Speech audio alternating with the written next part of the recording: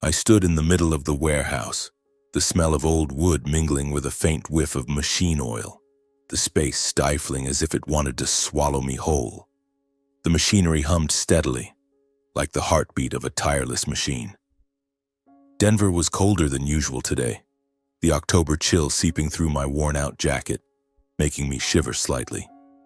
At 35, I, Dexter Hale, was just an ordinary warehouse manager, counting crates day after day, checking invoices and returning to my small house with my two daughters, Emma and Lily.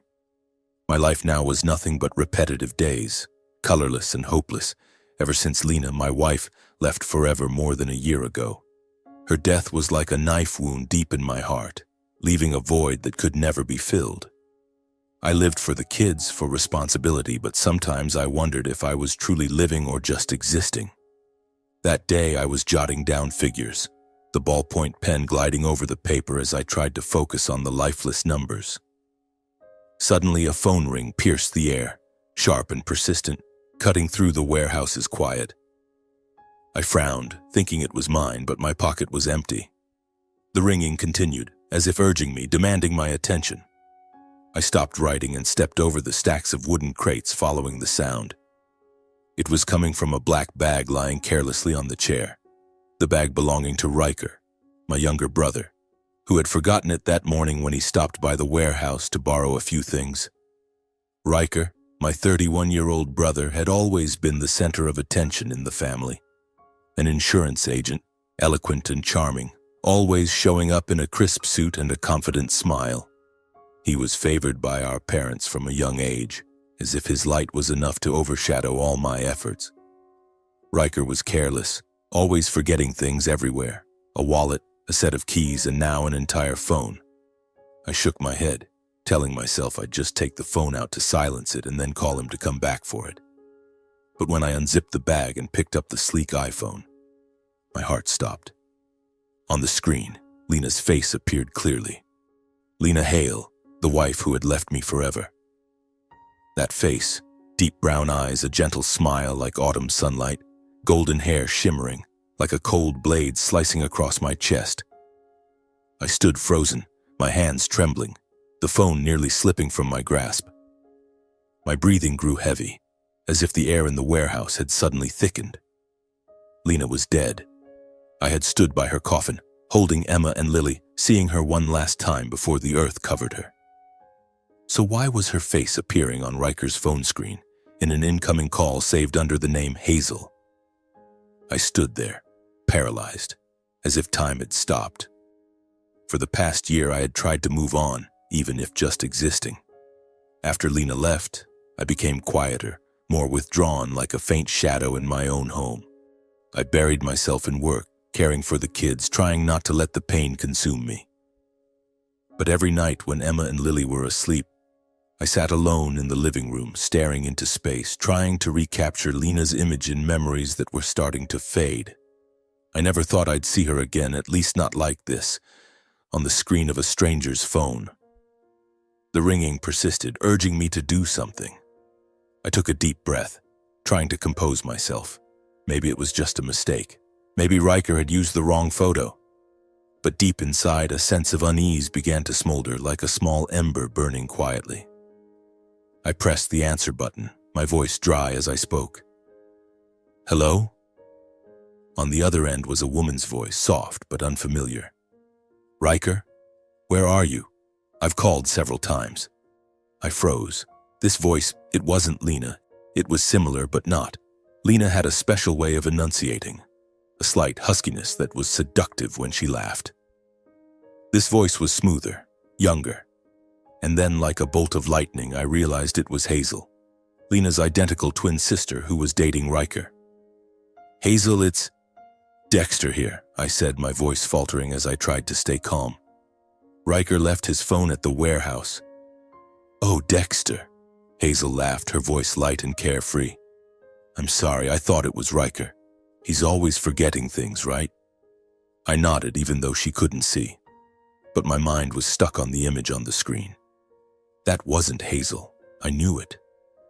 Lena and Hazel were identical twins, alike as two drops of water, but I had lived with Lena for nearly 10 years.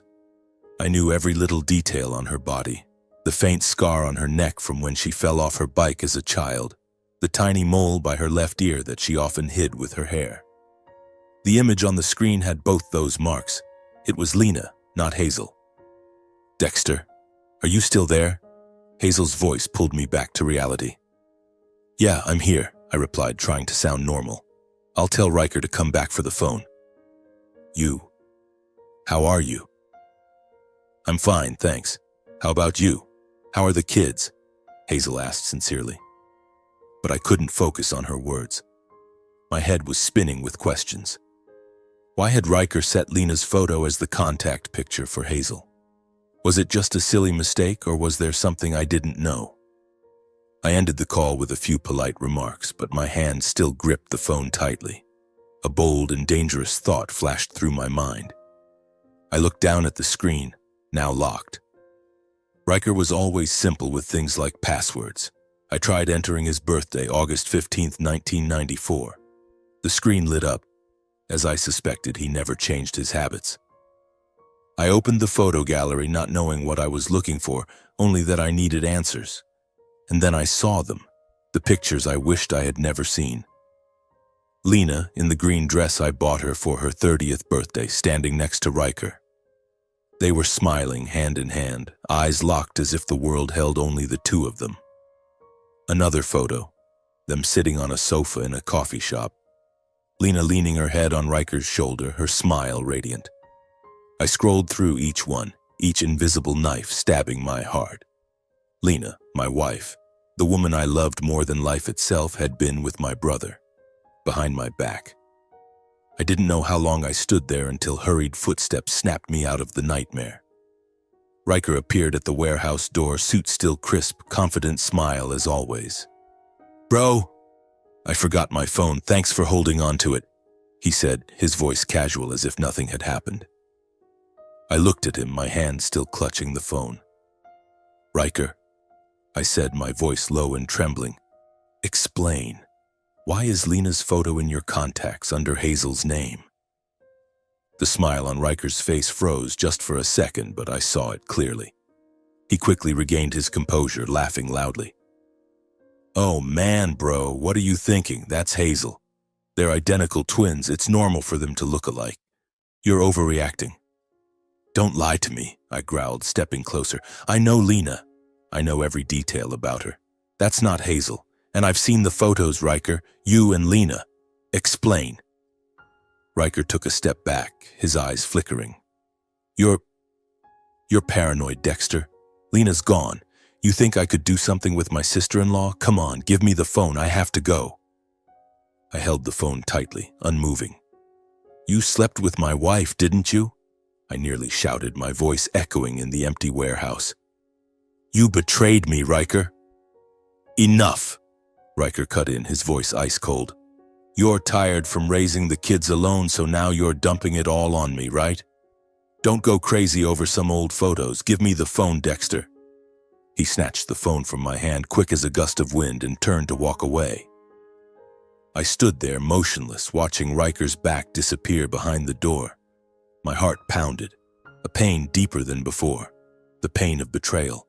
Lena, the woman I loved more than myself, and Riker, the brother I had trusted, had stabbed me in the back together. I didn't know what to do next, but I knew one thing for sure. I would not let this fade into oblivion. Never. That night I drove home from the warehouse. The familiar Denver road now stretched endlessly, every meter dragging out the pain in my heart. The sky was overcast, a light drizzle tapping softly on the windshield, but I felt nothing except the rage and agony boiling inside. Riker had left, taking with him the phone full of secrets, but those images, Lena leaning her head on his shoulder, her radiant smile meant for my brother, were burned into my mind, impossible to erase. When I got home, Emma and Lily were playing in the living room. The two little girls, 6 and 4 years old, with golden hair like their mothers, were building a small house out of Lego. "Daddy's home!" Emma squealed, running into my arms. I hugged her, forcing a smile, but it felt stiff. Lily tugged at my hand. "Play with me, Daddy." I nodded and sat on the floor, but my mind was elsewhere. I looked at my daughters and suddenly thought of Lena. She used to sit here laughing and playing with the kids, her warm voice filling the house. Now everything was just a memory, and that memory was being tainted by betrayal. That night, after putting the kids to bed, I sat alone in Lena's old study on the attic floor. The room remained untouched since the day she was alive. A small wooden desk, a worn armchair, and family photos hanging on the wall. I opened her laptop, something I hadn't touched since the funeral. The password was still our wedding date. The computer unlocked and I started digging, not knowing what I was looking for. Old emails, document files, photo folders. Then I found a hidden folder innocuously named Work. I clicked on it. Inside were dozens of photos of Lena with Riker. My heart clenched. I looked at each one, each word of affection she had written to my brother. Secret dates at suburban cafes, late nights at the office that I had once believed. I copied everything to a USB drive, my hands shaking, tears rolling down my cheeks without me realizing. I began re-examining the past. Memories I once thought normal now stood out with chilling clarity. I recalled last year's Christmas family gathering, just a few months before Lena died. Everyone was gathered at our parents' house, laughter filling the air. Riker, as always, was the center of attention. He told funny stories about insurance clients, his voice animated, gestures smooth. Everyone roared with laughter. My parents looked at him with proud eyes. I sat at the end of the table, smiling politely. But now, thinking back, every little detail was clear. Riker pulled out Lena's chair before sitting down, an unusually gallant move. "Let me help you, sis," he said, his voice sweet. Lena smiled, the radiant smile I once thought was only for me. She looked at Riker, eyes sparkling as if his stories were the most fascinating thing in the world. At the time, I thought it was just polite sibling-in-law behavior. Now it was evidence of betrayal. Then there were other times. Emma's birthday, Lena threw a party at home.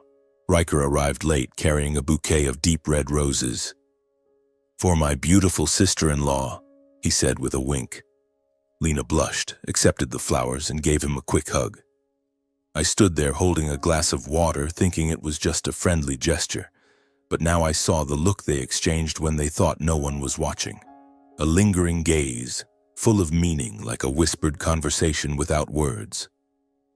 Each small detail pieced together into a horrifying picture I didn't want to believe was real.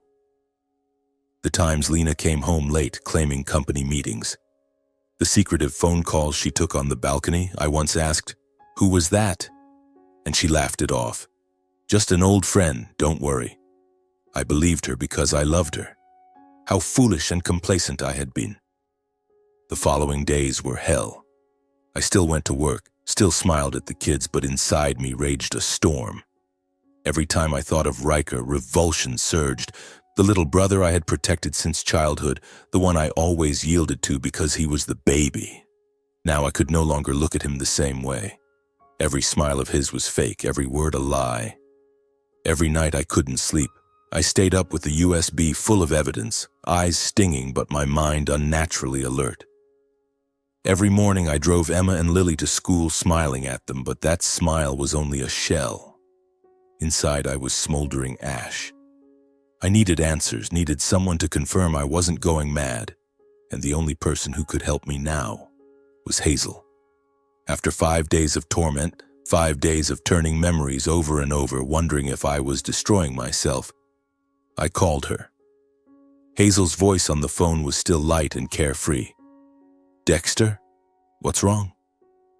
I arranged to meet her at a small cafe on the outskirts where few people passed. When I arrived, Hazel was already there, her golden hair in a ponytail, brown eyes identical to Lena's that made my heart seize. She smiled, but the smile quickly vanished when she saw my face.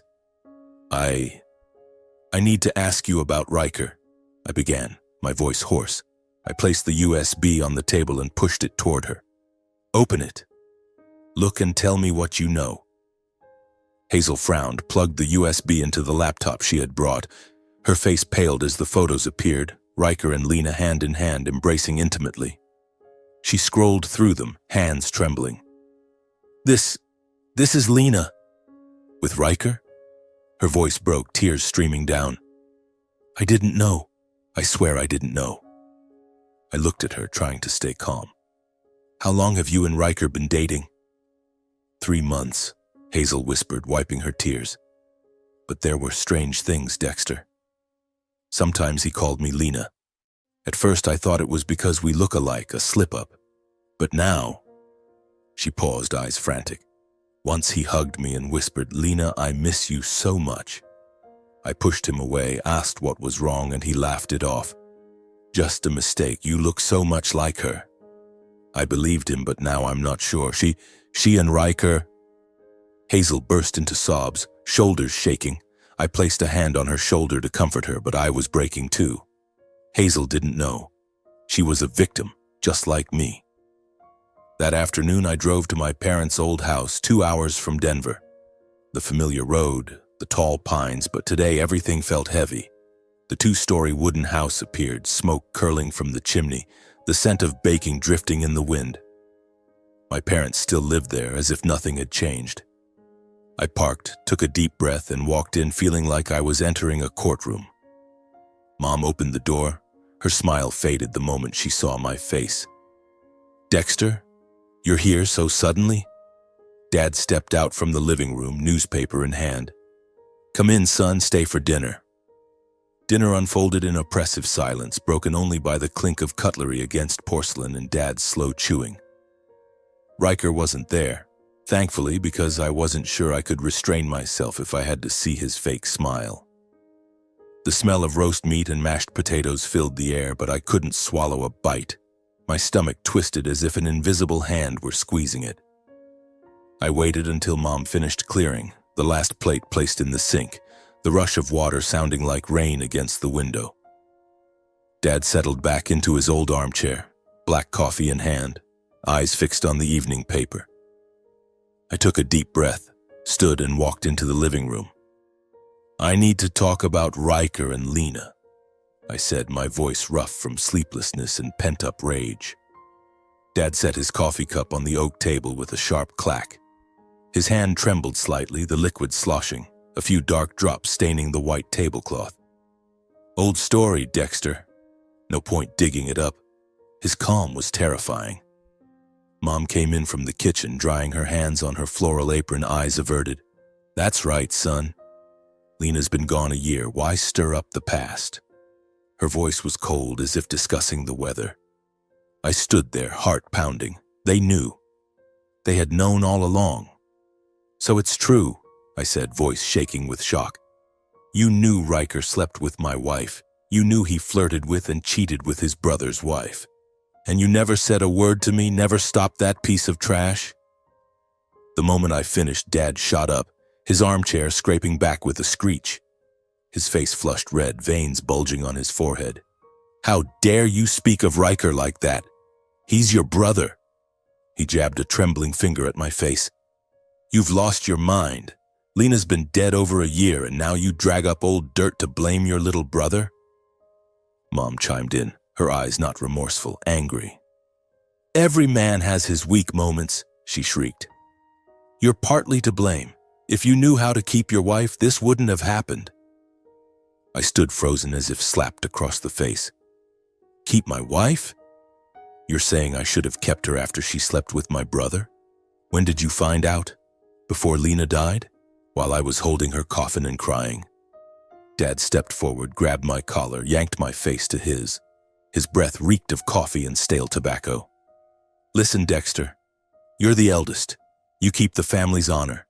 Riker has a future, a career. You want to tear the family apart over a woman? I shoved his hand away, stepped back. Honor? You call Riker betraying his brother a woman thing?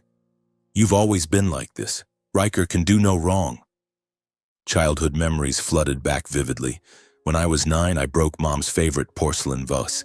She yelled at me all week, made me kneel in the freezing yard until my knees went numb. You're old enough to be careful, she screamed. But when Riker spilled a whole can of paint on the living room wall, Dad just chuckled. He's little, let it go. Be more careful next time, son. Now, after all these years, nothing had changed. Riker's guilt was plain, yet my parents still defended him. Riker didn't mean it, Mom said, voice lower but sharp as a blade. He just got carried away. Lena was the one who started it. Started it? I nearly laughed, but tears streamed down. Dad turned away, walked to the window, stared into the darkness. Enough. Go home. Don't come back if all you bring is pain. Mom added, voice ice cold.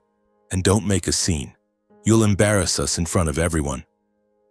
I stood in the familiar living room that now felt alien. The second betrayal, this time by my own parents, crushing me. I turned, walked out, shoes heavy on the old wooden floor. Bitterness and humiliation flooded me. The door slammed behind me, the lock clicking like a final goodbye. I drove through the rainy night, tears blurring the windshield. From this day on, I could only rely on myself. After the tense confrontation with my parents, I drove home. The Denver sky was pitch black, rain pouring heavily, water cascading down the windshield as if trying to wash everything away. But the pain wouldn't. It clung to me like an unrelenting shadow. I parked in front of the small house, the streetlight casting a faint glow on the porch.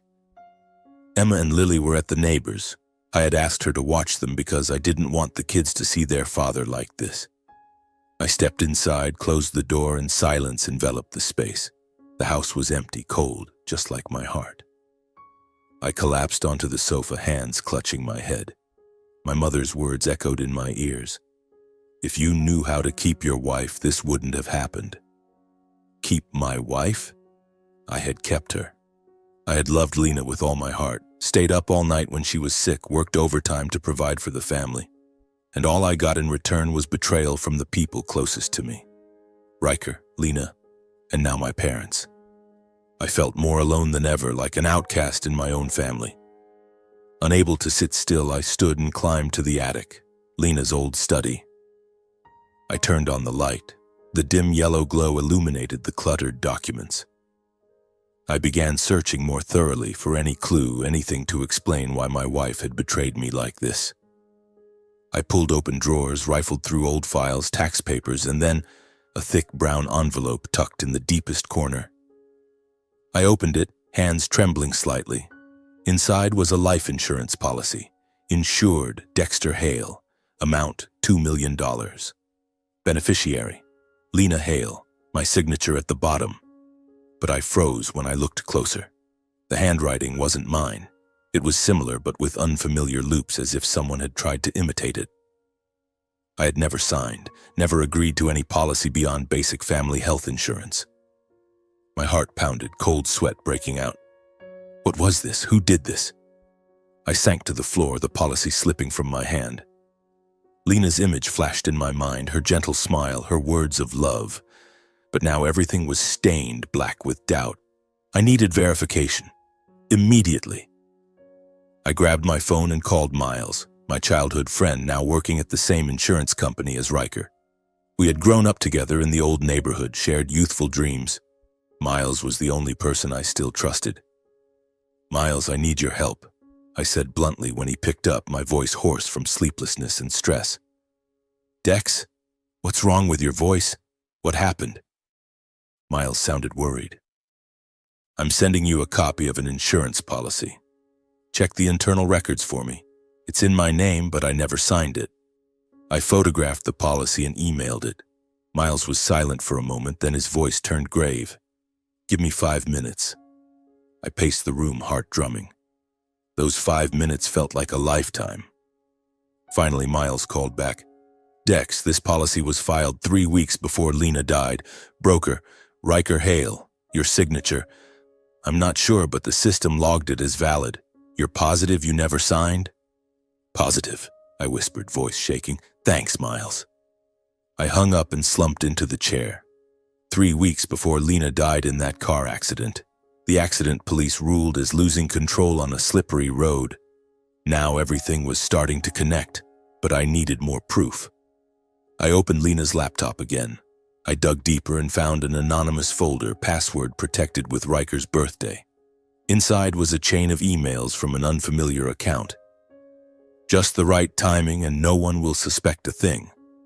One email read, Once it's done, we'll have a fresh start. The money will last us a lifetime. Another, you handle the insurance. I'll figure out how to deal with Dexter. My heart stopped. This was a plan. Riker and Lena had plotted together to kill me for the insurance money. They intended to stage an accident, maybe a car crash or something similar, so Lena could collect $2 million. But the scheme never came to fruition because Lena died suddenly. The plan collapsed and Riker, he just carried on as if nothing had happened. I was reeling, leaning back against the wall, breathing ragged. The little brother I had trusted, always yielded to since childhood, had planned to murder me. And Lena, the wife I cherished, who vowed to grow old with me, had been complicit. She hadn't just cheated. She wanted me gone for a fresh start with Riker. I clutched my head, tears streaming. For the first time in my life, I felt Lena's death was a blessing, a salvation for me. If she were still alive, I might be the one in the grave. The person in that coffin a year ago might not have been her, but me. I sat there until dawn, sunlight filtering through the attic window. The room was still silent, but a storm raged in my mind. I saved everything, the policy, the emails, Miles's notes. I wouldn't stop. The truth was horrifying, but I had to face it. For myself, for Emma and Lily, Riker would pay. I grabbed my phone and called Miles again. His voice was groggy when he answered at 6 a.m. Dex, are you kidding? It's only 6 a.m. What's so urgent? I need the full list of clients Riker is handling, I said bluntly, no beating around the bush. All of them. Send it now. Miles paused for a second, then sighed. Fine, but you have to keep this quiet. If they find out, I'm out of a job. I didn't respond, just waited. 10 minutes later, the email arrived. I opened the attachment, eyes scanning hundreds of names, and then I froze. Hazel Collins, file created 2 weeks ago. Beneficiary, Riker Hale. Insurance amount, $1.5 million. My hands shook so badly the mouse nearly slipped. Hazel, Lena's identical twin, the woman who had sobbed in the cafe when she learned the truth, was now caught in Riker's web. He was repeating the old plan, just swapping the target. Lena was dead, so now it was Hazel. Blood rushed to my head, my heartbeat thundering in my ears. If I didn't act, Hazel would be the next victim. I bolted out of the house without changing, still in an old t-shirt and jeans. My car tore down the highway, running red lights, weaving through morning traffic. Hazel lived in a quiet suburb, 30 minutes from my place. I screeched to a stop outside her small apartment and pounded on the door. Hazel opened it, eyes half closed, hair tousled. Dexter? What's... Get inside. I cut her off, gently pushing her back in. I shut the door, locked it, and placed the USB on the table. Open it. Look. Hazel sat down and plugged the USB into her laptop. Her face drained of color as the photos and emails appeared. This is Lena and Riker? Her voice cracked. What is he planning to do to me? Have you signed any insurance policies recently? I asked, my voice ice cold. Hazel nodded, tears streaming.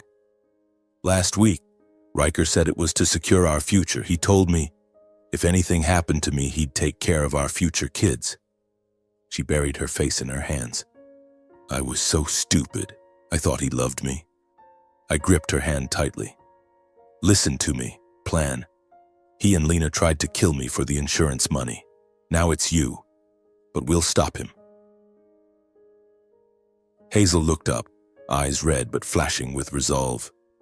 What do you want me to do? Keep seeing Riker. Pretend to trust him, cooperate. Act like everything's normal. I'll give you a recording device. Record every conversation, texts, calls, everything. Hazel nodded, voice trembling but determined. I'll do it. For Lena. For you. For myself. The following weeks were a covert war. Hazel sent me recordings every night. Riker's voice oozed sweetness through the speaker. Baby, sign this policy too. I want to make sure you're protected. Then the manipulation. If you don't trust me, then we really have nothing left. Hazel played her part perfectly. Voice shaky, feigning worry but steadfast. I sat in the study listening to each clip, heart aching. The deeper I dug, the more I uncovered. Miles sent another list. 3 other women in neighboring states, one in Wyoming, one in Utah, one in New Mexico. All had signed large policies with Riker as beneficiary. 2 had already met with accidents. One fell downstairs, one vanished on a hike. Police ruled them accidents, but now I knew. They were staged murders. Hazel and I began crafting a counterplan. We met secretly in a park at midnight, exchanging information. "Let Riker trap himself," I said. "We'll make him think everything's going smoothly, then spring the trap." Hazel nodded, eyes alight. This fight was no longer just between brothers. It was truth against lies, crime against redemption. I looked at Hazel, stronger than I'd ever imagined, and knew we would win. Riker would pay with his own greed. Every night I sat in front of the computer screen, eyes bloodshot but more alert than ever. I was no longer the patient older brother. I was the hunter, and Riker was the prey. After confirming he was targeting Hazel, I called Miles immediately. His voice was hoarse from lack of sleep when he answered at midnight. "Midnight, Dex. Haven't you let it go yet?" "No time," I said, voice cold as ice. "We're planning the counterattack now." Miles arrived at my house right away, bringing his laptop and a portable hard drive. We sat in the living room, the dim yellow desk lamp casting light on our tense faces. "I'll dig into the internal data," Miles said, fingers flying across the keyboard. "Client lists, commission transactions, irregular policies. Everything Riker touched in the last 3 years." I nodded. "I'll handle the outside, track his movements, appointments, habits." I had already bought a tiny GPS tracker and stuck it under Riker's car when he stopped by the house last week. My phone screen now showed his every move, from the insurance office to downtown bars, from Hazel's place to strange addresses in the suburbs. We also looped in Jake, an old acquaintance from the state investigative agency. Jake had played ball with me in high school and was now a police detective. "If you have solid evidence, I'll step in immediately," Jake said over the phone. "But keep it discreet. Don't let him suspect. Hazel was the perfect bait." I coached her like a professional actress. "Keep meeting Riker," I told her during a secret midnight rendezvous in the park. "Pretend to trust him, smile when needed, cry when needed, but record everything." I handed her a bracelet with a hidden microphone, high-tech gear borrowed from Jake. Hazel nodded, eyes red but burning with determination. "I'll do it. For Lena. For myself." The following weeks were a taut underground war. Miles sent me stacks of files every night. Lists of clients Riker had manipulated, suspicious commission transactions, hundreds of thousands of dollars flowing into his personal accounts. I shadowed Riker like a ghost. He left the office at 5 p.m., hit a downtown Denver bar, then drove to Hazel's. I sat in my car 2 blocks away, watching through binoculars, heart pounding as Riker hugged Hazel at the door. But Hazel performed flawlessly. She smiled, kissed him, but her hand clenched the recording bracelet. In their meetings, Riker gradually revealed his true nature. The first recording Hazel sent gave me chills. His voice dripped honey. "Baby, sign this policy too. Insurance means freedom. If anything happens to you, I'll have enough to take care of us." Then the hint. "There's a way to get rich quick, Hazel. Just the right timing." Hazel feigned worry. "But I'm scared. If something happens..." Riker laughed loudly. "That's why I'm here. I'll handle everything." He grew bolder. One evening, Hazel sent a recording from a bar. Riker was drunk, slurring, "You know, Lena used to say the same things as you." She was scared too, but then she got it. "Money is everything, Hazel. Money will give us a new life." I listened, blood boiling. He still spoke of Lena like a trophy. Then the fateful day arrived. Hazel invited Riker to dinner at an upscale Italian restaurant, the same place he had taken Lena. She got him drunk on red wine, pretending to be cheerful and playful. I sat in my car a block away, tracking via GPS, heart racing like a drum. Hazel texted, "It's starting." The recording that followed was a nightmare. Riker's voice slurred, intoxicated. You know, Lena and I had the perfect plan. Take out Dexter, my idiot brother, then grab the 2 million. Lena would play the grieving widow and we'd run off to Mexico, but that bitch was useless. She died before we could pull it off. Now it's you, Hazel. You're the key. A little accident, fall down the stairs or a car skids, no one will suspect a thing. Hazel pretended shock, voice trembling. You mean it? Riker roared with laughter, the sound echoing in the fancy Italian restaurant. Of course. I love you, but money matters more. Sign the policy and we'll be rich. Every word Riker said was captured, clear, undeniable, with timestamp, location, and unmistakable voice.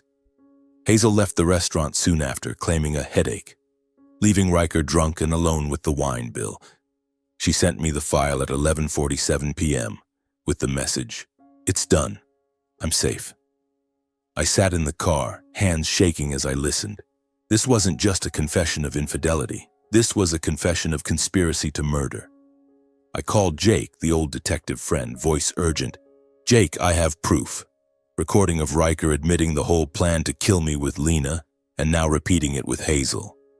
Jake was silent for a second, then grave. "Send the file now. I need to verify with the prosecutor. If it's solid, I'll get an arrest warrant." I sent the file, along with all prior evidence. The forged insurance policy in my name, anonymous emails from Lena's hard drive, fraud data from Miles, and Hazel's policy with Riker as beneficiary. The next morning, 7:12 a.m., Jake called. "He's in custody." Riker was at home, still reeking of booze. He didn't resist, just asked, "Who tipped you off?" I didn't answer. All that mattered was that he was handcuffed, hauled away in wrinkled pajamas, face pale as he saw the arrest warrant for conspiracy to commit murder, insurance fraud, and document forgery. The news of Riker's arrest spread like wildfire. The next morning, I turned on the kitchen TV while Emma and Lily were eating breakfast, and the local Denver news flashed.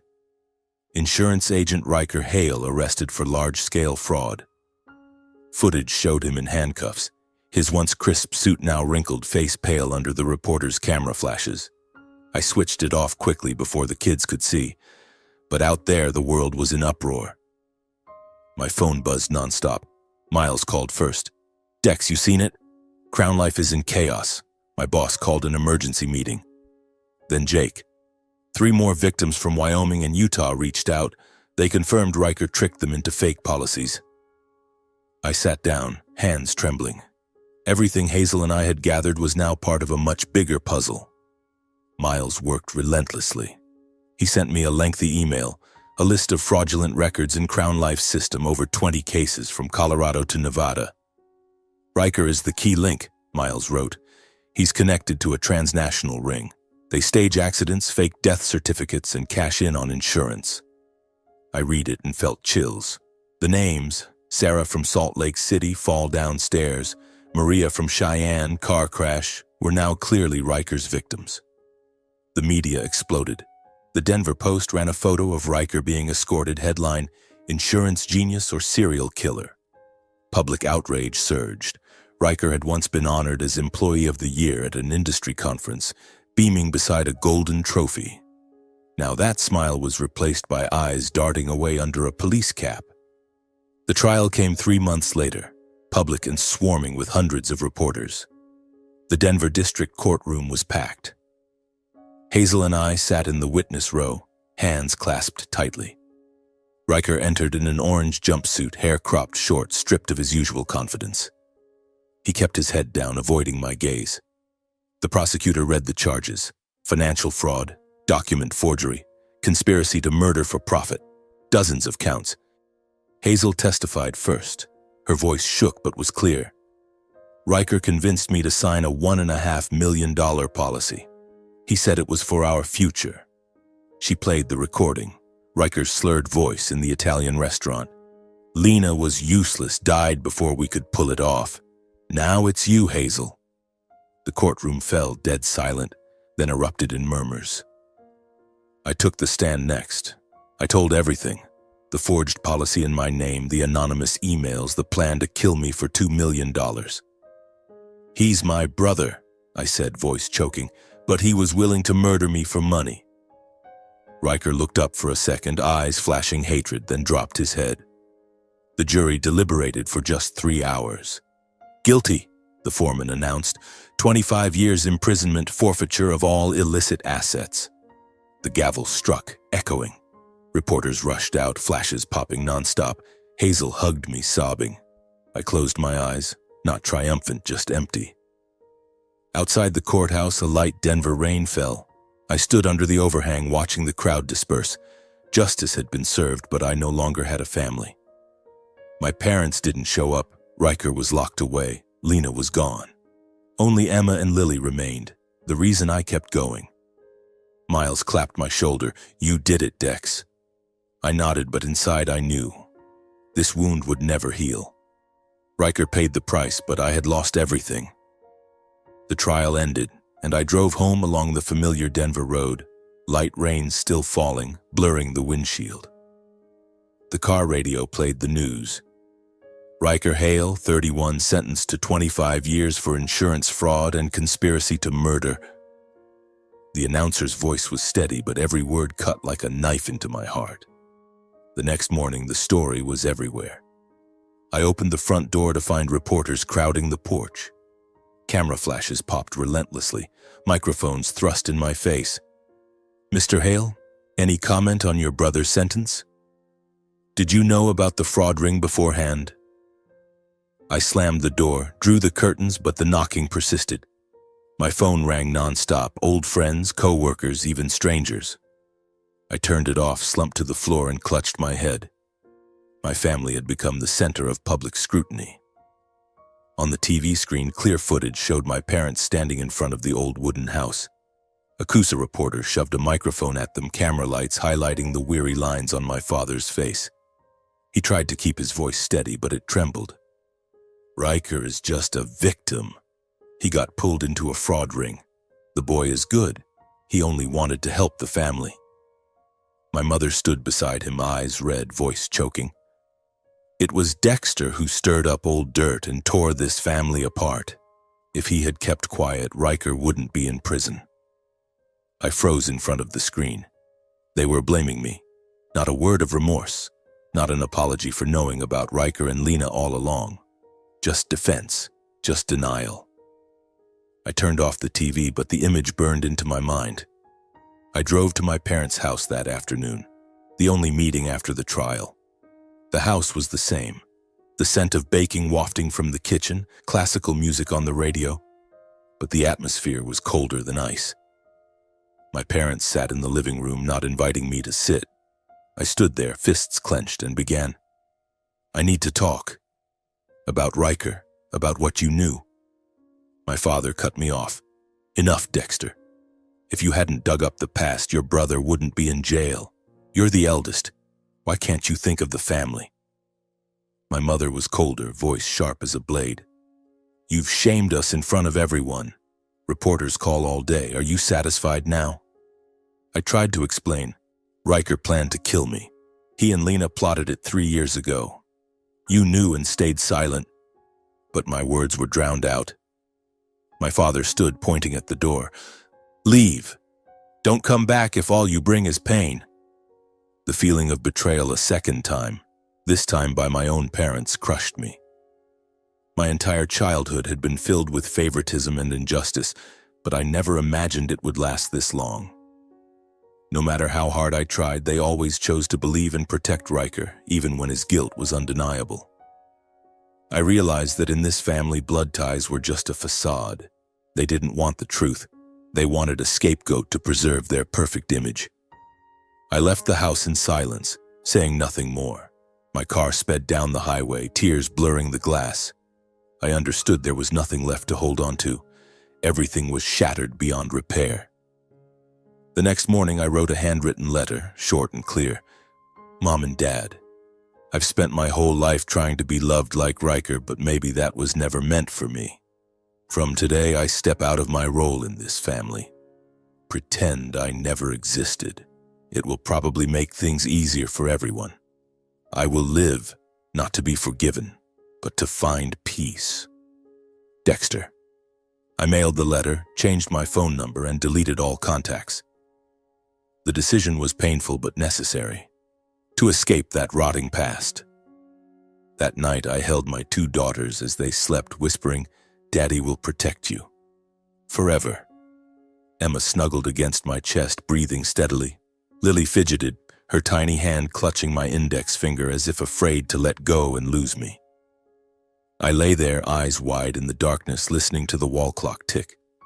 That night, for the first time in months, I didn't dream of Riker, didn't see Lena, didn't see the intimate photos or the forged policy. There was only the sound of the children's breathing, the one pure thing left amid the wreckage of my life. Time passed slowly, like a quiet stream washing away layers of mud. The case closed. Riker's file was sealed, the 25-year sentence hanging over him like a sword. The media moved on. Yesterday's screaming headlines now lay silent in recycling bins. I returned to the warehouse, counting crates again, checking invoices, but each number now carried new meaning. They were the future for Emma and Lily. I worked overtime, saved every penny just to ensure the kids would never want. Hazel became a regular fixture, part of our new rhythm. She came by every Saturday afternoon carrying a small lunchbox wrapped in a checkered cloth. "Lena's old recipe," she'd say, setting it on the kitchen table. Sandwiches, fried eggs, a few ripe tomatoes, the familiar taste aching in its comfort. Emma and Lily squealed, rushing to hug her legs. "Aunt Hazel, did you bring candy?" Hazel smiled, pulling 2 small chocolate bars from her pocket, eyes sparkling. I stood in the kitchen doorway, watching quietly, a warmth seeping through the cracks in my heart. At first, we only talked about the pain. Hazel sat on the sofa, cradling a mug of hot tea, recounting nights she lay awake fearing a call from Riker in prison. "I still hear his voice," she whispered, "calling me Lena." I nodded, sharing how I'd jolt awake, thinking I heard Riker laughing in the house. We didn't cry. Tears were spent, just sat in silence, sharing loneliness. Gradually, the conversations lightened. Hazel spoke of her and Lena's childhood. Identical twins climbing trees, fighting over dolls, making up with a shared popsicle. I told of Emma learning to ride a bike, Lily drawing a Daddy the Superhero picture for my birthday. Laughter began to creep into the house, small but real. Hazel stayed longer, helping bathe the kids, singing them to sleep with the soft lullabies Lena once sang. I realized Hazel was the only one who stayed. No judgment, no demands, just patient and gentle, as if she understood every wound inside me. 3 months after the sentencing, I received a letter from the Colorado State Penitentiary. The envelope was pre-printed. Visitation request.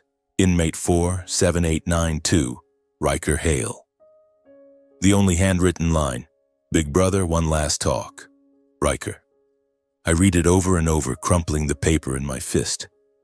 Hazel sat beside me, quietly making coffee. "Will you go?" she asked, voice soft but firm. I nodded. Not for forgiveness, but to close the chapter, to look him in the eye one final time and ensure that ghosts no longer haunted my mind. The visitation day was gray-skied in Denver, cold wind whistling through the barbed wire fence. Hazel and I sat in the stark visiting room, cold metal table, bulletproof glass between us.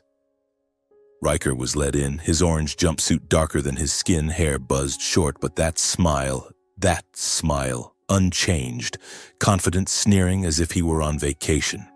He sat, picked up the receiver, voice flat. "Long time no see, big brother, and Hazel too." I didn't answer immediately. I just looked at him. The little brother my parents always defended, the one I always yielded to, the one who slept with my wife and plotted my murder. "What do you want?" I asked, voice low as stone. Riker shrugged, smirking. "Just wanted to see how you're doing after putting me in here and maybe stealing your little brother's girlfriend too. Hazel, you look good. Boyfriend in prison and you don't shed a tear, don't even visit?" Hazel gripped my hand under the table, but her voice was ice. "I came to make sure you never get out." Riker laughed loudly, the sound echoing in the empty room. "Still mad, huh?" Lena was mad too, before she died. "But you know what, Dexter? You take life too seriously. It's a game. You lost because you don't know how to play. I leaned toward the glass, voice low and sharp. You planned murders. You scammed women. You betrayed family. That's your game? Riker's lip curled, eyes flashing disdain. Family? You're not my family. You put me in prison and now you accuse me of betraying family? The betrayer isn't me. It's you. Mom and Dad knew everything. That's why they always loved me more. You were jealous, so you ruined me. Blood rushed to my head, but Hazel squeezed my hand. Don't let him pull you down. I breathed deep. You feel no remorse, do you? Riker leaned back, arms crossed. Remorse? For what? That Lena died before the plan worked? That Hazel wasn't dumb enough to die, or that you got lucky and lived? He laughed, a dry rasp. I only regret not doing it sooner. You've been a burden since we were kids, Dexter, always. Not one apology, not a tear, not a shred of regret. Just cold self-satisfaction. The result of being spoiled too long, protected too much, taught he was always right. I stood, set the receiver down. Goodbye, Riker. This is the last time. He still grinned, waving through the glass. Tell Mom and Dad hi. Tell them you're the hero brother. Outside the prison, cold wind slapped my face. Hazel hugged me, saying nothing.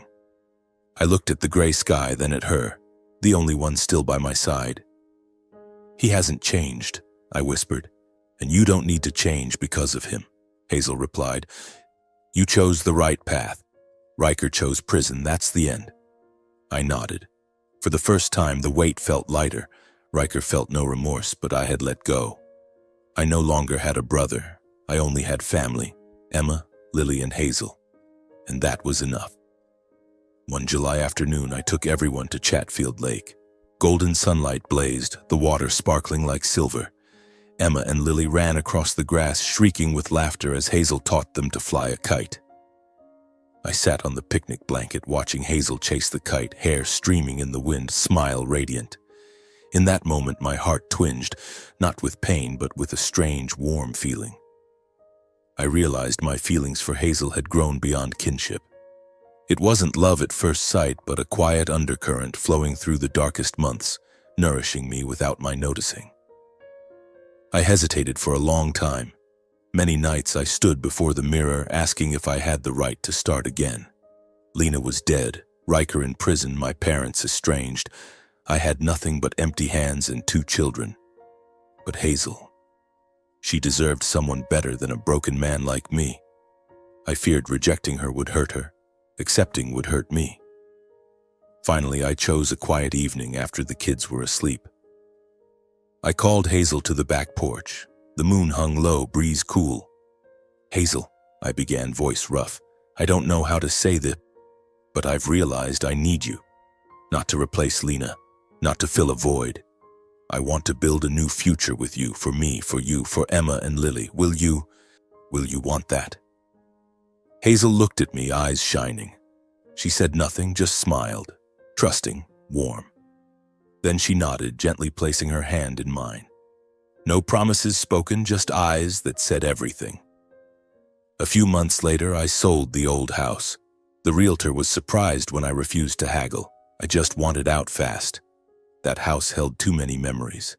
Lena's laughter, my tears, Riker calling Big Brother. I didn't want Emma and Lily growing up among ghosts. We moved to a small coastal town in Oregon, blue sea, white sand, where no one knew our names. The first morning in our new home, I opened the window. Sunlight poured in, carrying the scent of sea salt and the crash of waves. Emma and Lily ran around the yard, laughing wildly as Hazel taught them to build sandcastles. I stood there, fingers laced with Hazel's, feeling true peace. The past was closed, not erased, but no longer imprisoning me. A new family was beginning, from the shards, from new love, from hope. I took a deep breath, letting the ocean breeze fill my lungs, sweeping away the last dust of Denver lingering in my memory. This small seaside house, white walls, red-tiled roof, green-painted wooden windows, was no mansion, but big enough to hold the laughter of 4 people. Hazel turned to me, smiling. See? The sea always forgives.